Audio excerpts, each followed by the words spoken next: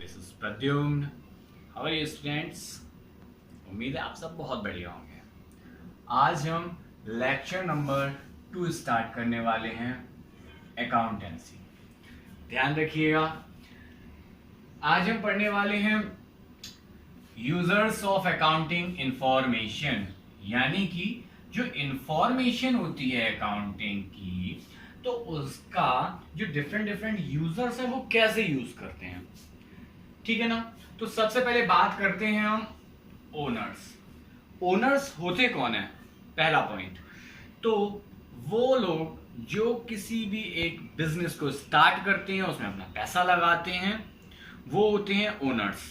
भाई अगर आप हैं, आपने अपना खुद का एक बिजनेस खोला, आपने एक फैक्ट्री लगाई, सपोज दैट आपने एक फैक्ट्री लगाई, सपोज दैट आपने इंडियन ऑयल की रिफाइनरी खोल दी, ठीक है ना? तो आपको क्या, आपका फोकस किस चीज पे सबसे ज्यादा होगा? आपका फोकस होगा कि आपकी वो रिफाइनरी, आपका वो बिजनेस कितना ज्यादा से ज्यादा आपको प्रॉफिट गेन करके दे रहा है। It means profitability. सिंपल सी बात है। तो जो ओनर्स होते हैं उनका मेन मोटो होता है प्रॉफिट। ध्यान रखिएगा। तो अब ये जो प्रॉफिट है या लॉस है, क्या हो रहा है, हमें ये कैसे पता चलेगा? जो हम अकाउंटिंग अपने बिजनेस में कर रहे होंगे। तो सिंपली हम कह सकते हैं कि owners provided funds for the operation of business and they want to know about profit and loss of the business। ध्यान रखिएगा। Next point, managers. अब हम बात करते हैं मैनेजर्स की।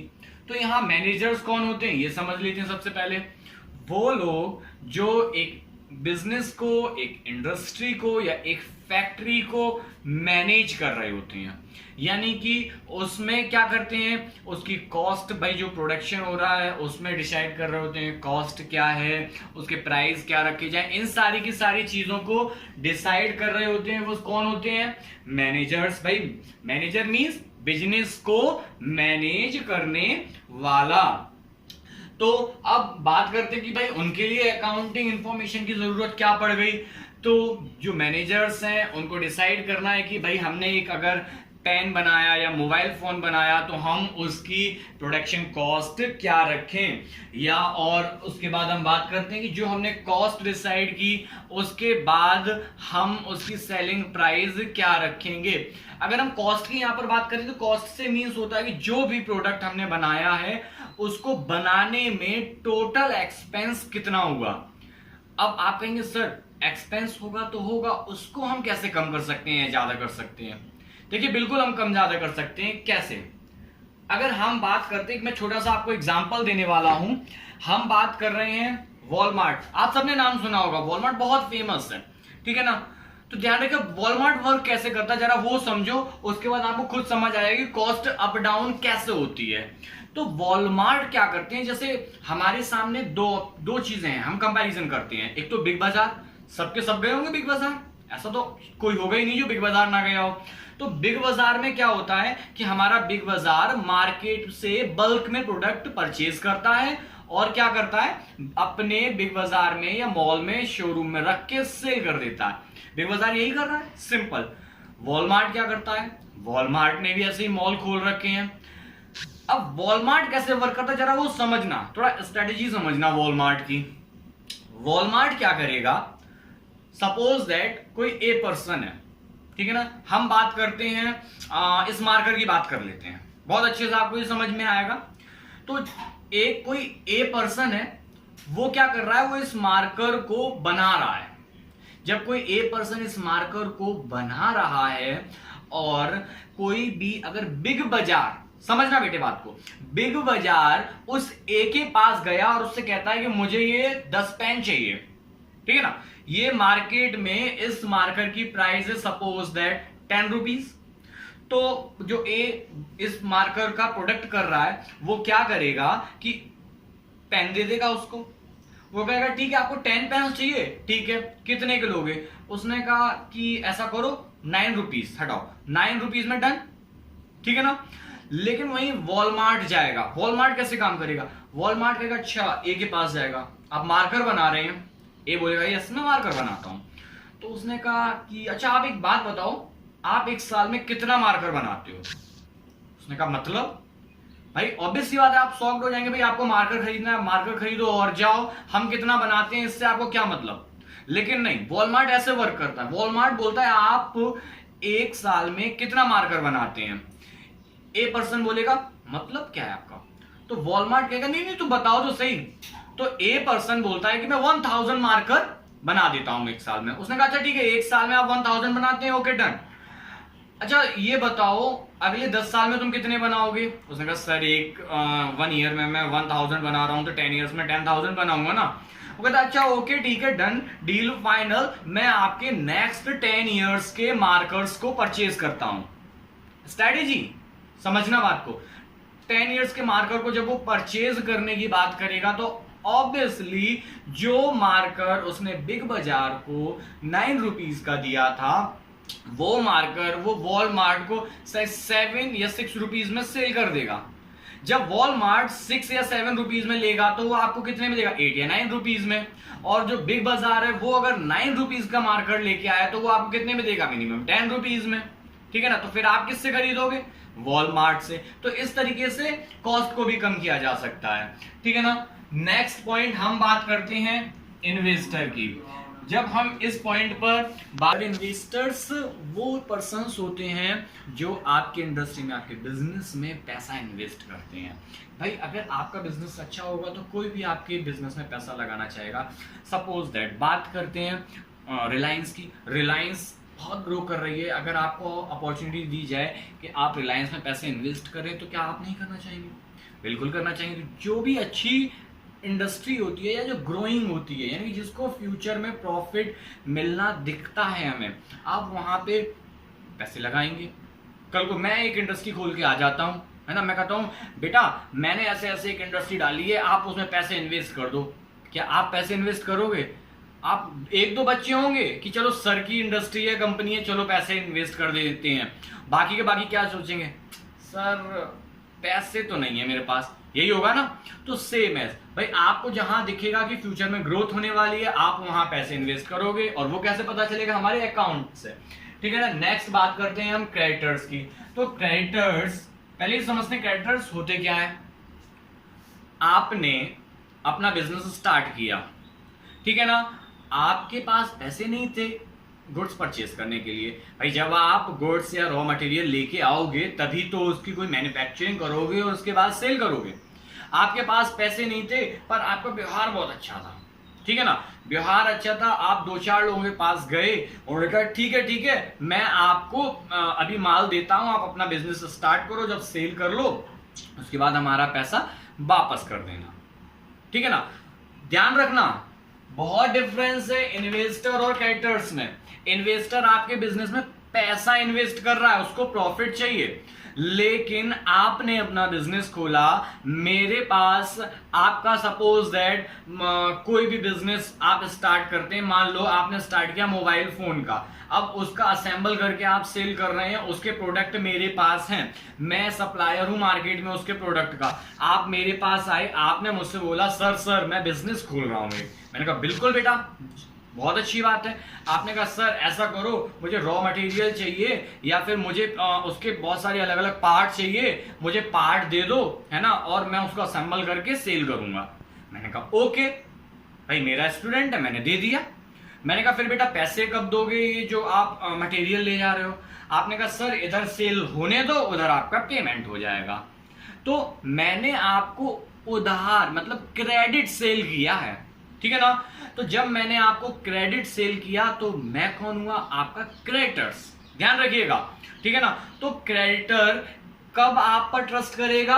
जब उसको दिखाई देगा कि आपके अकाउंट्स में फ्यूचर में प्रॉफिट दिख रहा है, ग्रो कर रहे हैं, तभी तो मैं आपको क्रेडिट मटेरियल दूंगा, ठीक है ना। अदरवाइज मैं अपना पैसा नहीं फंसाने वाला आपके बिजनेस में, ठीक है ना, मैं भी बहुत चालाक हूं।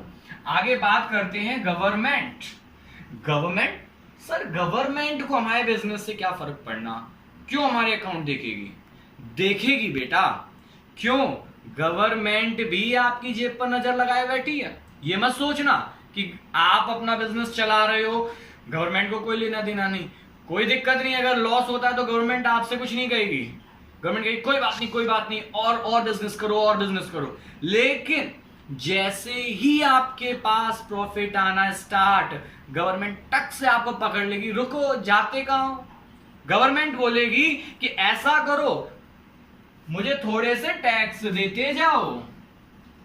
क्या बोलेगी? मुझे थोड़े से टैक्स देते जाओ, ठीक है ना। सेल्स टैक्स, इनकम टैक्स, और हम बात करते हैं इसके साथ में एक्साइज ड्यूटी, कस्टम ड्यूटी, बहुत सारे टैक्स होते हैं अलग अलग। तो गवर्नमेंट आपके अकाउंट्स को चेक करेगी और आप पर टैक्स चार्ज करेगी ना। Next point, banks. अब सर ये बैंक कहां से आया? बैंक को क्या फर्क पड़ता मेरे अकाउंट से? बेटा फर्क पड़ता है ना। आप बिजनेस खोलेंगे, सपोज दैट आपने बहुत बढ़िया बिजनेस खोला, आपके बिजनेस को चाहिए 10 करोड़ रुपीस, समझिएगा बात को, आपकी जेब में है 5 करोड़ रुपीस। अब बाकी के 5 करोड़ कहां से लाओगे? आप अपने बैंक के पास जाओगे कि बैंक जी मुझे लोन दे दो, ठीक है ना। आप ध्यान रखना, बैंक क्या करेगा भाई, आपने कहा बैंक जी मुझे लोन दे दो, बैंक पहले आपके बिजनेस की कंडीशन को देखेगा कि क्या आप फ्यूचर में उसके लोन को रिटर्न कर सकते हो। वो कैसे पता चलेगा? आपके अकाउंट्स के थ्रू, कि आपके अकाउंट्स अच्छी कंडीशन का मतलब ये नहीं कि बहुत साफ सुथरे हैं, साफ सुथरे तो होने ही चाहिए, लेकिन आपका बिजनेस फ्यूचर में ग्रो कर सकता है या नहीं कर सकता है, ये चीज पहले बैंक देखेगी, उसके बाद ही आपको लोन प्रोवाइड कराएगी। ध्यान रखिएगा। अब हम इसके साथ में अगला पॉइंट पिक करेंगे। वो क्या करते हैं, जो आपके अकाउंट्स होते हैं उनकी डीपली स्टडी करते हैं, बहुत ध्यान से उनकी स्टडी करते हैं, और स्टडी करने के बाद वो आपकी कॉस्ट पे, आपके एक्सपेंडिचर्स पे, आपके क्रेडिटर्स पे, आपकी लायबिलिटीज पे, आपके शेयर होल्डर्स पे, इन सब पर बहुत डीपली स्टडी करके उसका जो आउटपुट या फ्यूचर की जो ग्रोथ होती है वो आपको बताते हैं, जिसके बेस पर हम अपने बिजनेस को आगे कंटिन्यू करते हैं। बाकी जो उसमें जो वर्ड्स आए हुए हैं, मैं इसके बाद 1-2 दिन के अंदर उसके ऊपर भी क्लास बनाने वाला हूं, जिससे आपको ये वर्ड्स भी क्लियर होने लगेंगे, आपको प्रॉब्लम नहीं आएगी कहीं पे, ठीक है ना। नेक्स्ट पॉइंट है एम्प्लॉइज, बहुत इंपॉर्टेंट फैक्टर रीजन। भाई अगर किसी बिजनेस में एम्प्लॉइज नहीं होते हैं, उस सिचुएशन में वो बिजनेस कहीं भी एग्जिस्ट नहीं कर सकता, स्टैंड ही नहीं कर सकता। कैसे भाई? अगर आपने अपना बिजनेस तो बहुत अच्छा खोल दिया, ठीक है ना, एम्प्लॉइज नहीं है भाई आपके पास काम करवाने के लिए, अब क्या होगा? ताला पड़ जाएगा बेटे, अकेले आप काम थोड़ी ना कर पाएंगे। कि आप क्या कर लेंगे अगर आपने एक बहुत बड़ी फैक्ट्री खोल ली? बिजनेस एम्प्लॉइज के साथ चलता है, और एम्प्लॉइज आपके, अब भाई बात आती है कि भाई हम तो सर सैलरी देंगे ना, एम्प्लॉइज को क्या फर्क पड़ता है हमारे अकाउंट से? बेटा फर्क पड़ता है, ठीक है ना। अगर हम बात करते हैं, आप किस कंपनी में जॉब करना ज्यादा पसंद करेंगे? जो आने वाले टाइम में बहुत डेवलप होने वाली है, ग्रोथ करने वाली है, या उस कंपनी में आप काम करना पसंद करेंगे कि जो कंपनी आने वाले कुछ सालों में बंद हो जाएगी? ऑब्वियस सी बात है, आप उस कंपनी में काम करना पसंद करेंगे जो बहुत ज्यादा डेवलप करे, आगे ग्रो करे, ठीक है ना। तो इसलिए कि फ्यूचर में कंपनी अच्छा करने वाली है या नहीं करने वाली है, इस वजह से एम्प्लॉइज भी कंपनी के अकाउंट्स पर फोकस रखते हैं। अगला पॉइंट आता है कस्टमर्स हमारे होते हैं, वो ध्यान रखिएगा कि जो भी हमारी इंडस्ट्री होती है, बिजनेस होता है, उसमें इन्वॉल्वमेंट, हमारा कितना इन्वॉल्वमेंट रहना है या कितना नहीं करना है, इस चीज का भी डिसीजन अकाउंटिंग के थ्रू, है ना, अकाउंटिंग के थ्रू लेते हैं, ठीक है ना। ध्यान रखिएगा। अब इसके साथ में नेक्स्ट पॉइंट है पब्लिक। तो जब हम पब्लिक की बात करेंगे तो business firm affect member of the public, ठीक है ना, in a variety of ways. Finance statement में assist the public by providing information about trend and recent development in the prosperity। Means जो भी हमारे पास रिसेंट में डेवलपमेंट्स हैं या जो भी ट्रेंडिंग चीज़ें आ रही हैं, है ना, उनको भाई हमारे पास कोई पब्लिक है, ठीक है ना, जो हमारी चीज़ें मार्केट में हमें शो करनी है, ट्रेंड दिखाने हैं, वो सब किस पर डिपेंड है भाई? पब्लिक पर। अगर पब्लिक नहीं तो कुछ भी नहीं। समझ में आ रहा है ना बात को? तो ये है हमारी आज की क्लास। इसमें अगर कोई पॉइंट आपको नहीं समझ में आता है तो आप बताइएगा, मैं उन पॉइंट्स को आगे कवर करूंगा। नोट्स साथ में बनाते जाएं, इनको साथ में वीडियोस देखें और नोट्स प्रिपेयर करें, उनको अंडरस्टैंड करें बार बार, ठीक है ना। कोई पॉइंट नहीं है उसको मेरे साथ क्लियर करें, मैं उसको दोबारा से आपको बताऊंगा। बट अब पढ़ाई स्टार्ट कर दें, ठीक है ना। Thank you, have a nice day.